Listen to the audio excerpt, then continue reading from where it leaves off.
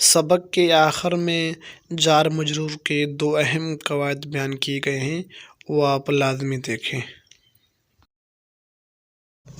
بسم اللہ الرحمن الرحیم۔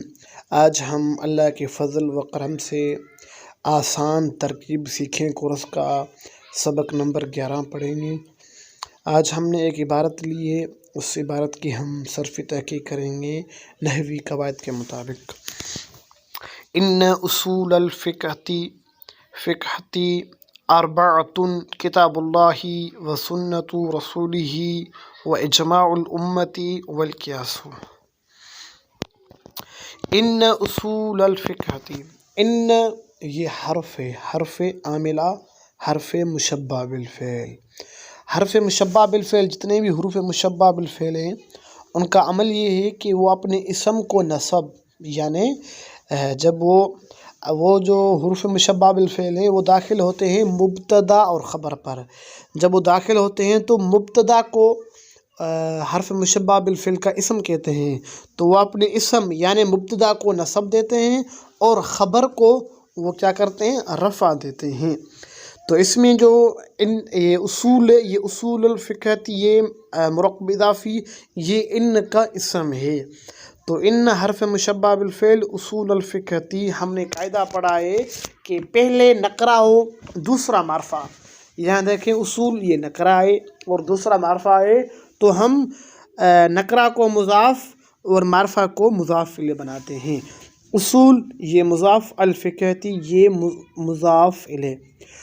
اصول، اب یہاں اس پر سوال ہوگا کہ اصول کیوں ہے، اصولاً ہوتا، اس پر تنوین کیوں نہیں آئی؟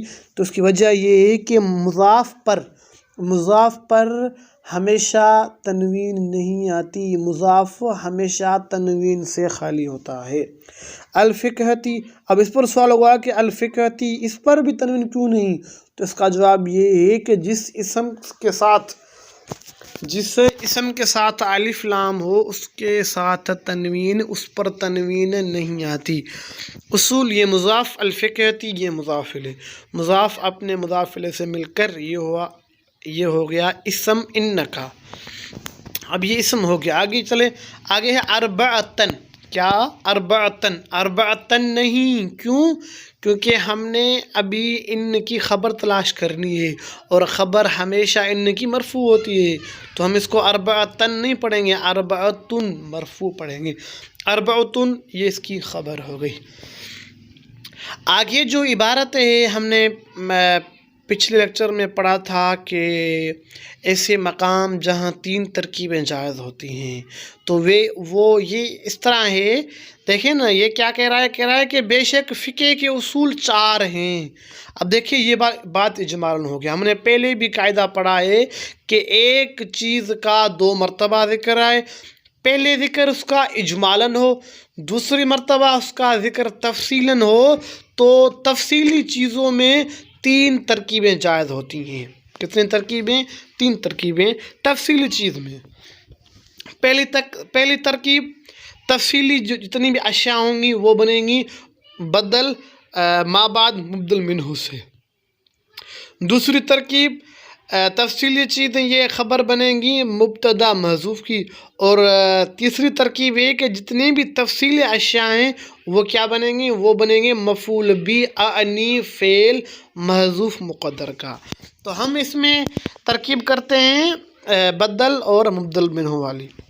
اربعتن، اس کو ہم ڈائریکٹ خبر نہیں بنائیں گے، اربعتن یہ ہوگا مبدل منہ۔ کتاب اللہ، اب اس پر سوال ہوگا کہ کتاب اللہ کیوں، کتاب پر مرفوع رفع کیوں، کتاب مرفوع کیوں ہے؟ تو ہم اس کا جواب دیں گے کہ یہ مرفوع، یہ بدل واقع ہو رہا ہے، اور بدل اور مبدل منہ، اربعتن یہ جو مبدل منہ یہ بھی مرفوع ہے، تو بدل اور مبدل منہ کی اعراب سیم ہوتی ہے، اس لیے یہ بھی بدل اپنے مبدل منہ کے اعراب کے تابع ہوتا ہے، اس لیے یہ مرفوع آیا۔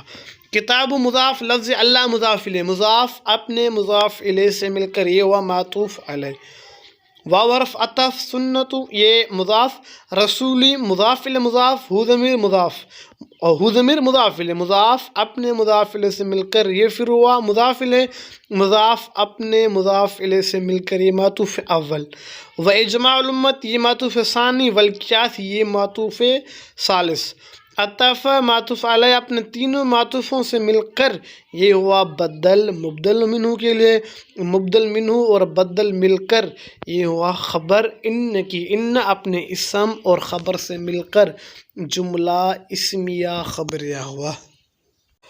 یہ دو جار مجرور کے اہم قاعدے ہیں، یہ آپ لازمی سنیں۔ قاعدہ نمبر 1 یہ ہے کہ اگر عبارت میں دو جار مجرور ہوں لیکن متعلق عبارت میں نہ ہو تو اکثر دونوں کے لیے فقط ایک ہی متعلق نکالنا کافی ہے۔ مطلب یہ کہ ایک ایسی عبارت ہو جس میں دو جار مجرور آ جائیں اور ان کا جو متعلق ہے وہ عبارت میں نہ ہو تو ان دونوں کے لیے ہم صرف ایک ہی متعلق محذوف نکالیں گے۔ اس صورت میں پہلے جار مجرور کو متعلق کا ظرف مستقر اور دوسرے کو ظرف لغو بنائیں گے۔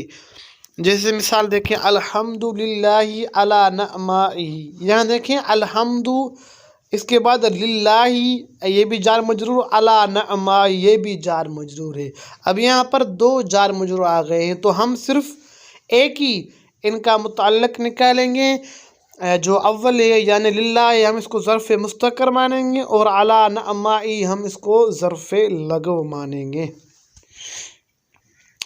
دوسرا قاعدہ یہ ہے کہ اگر جار مجرور شروع کے بجائے عبارت کے درمیان میں کسی اسم معرفہ کے بعد واقع ہوں تو انہیں کس کے متعلق کر کے ماقبل کے لیے حال یا صفت بنائیں گے۔ اس کا مثال دیکھیں، آپ مثال دیکھیں گے تو انشاءاللہ یہ بات آپ کو سمجھ میں آ جائے گی۔ مثال یہ ہے کہ جاءنی زید من شریف القوم للاستقراض۔ قاعدہ یہ تھا کہ جار مجرور معرفہ کے درمیان میں، یہاں دیکھیں زیدن یہ معرفہ ہے، اس کے بعد من شریف القوم آئی۔ اب قاعدہ یہ ہے کہ ہم زیدن کو موصوف بنائیں تو بھی ٹھیک ہے، یا ہم زیدن کو ذوالحال اور ما بعد جار مجرور کس کے متعلق کر کے حال بنائیں تو بھی ٹھیک ہے۔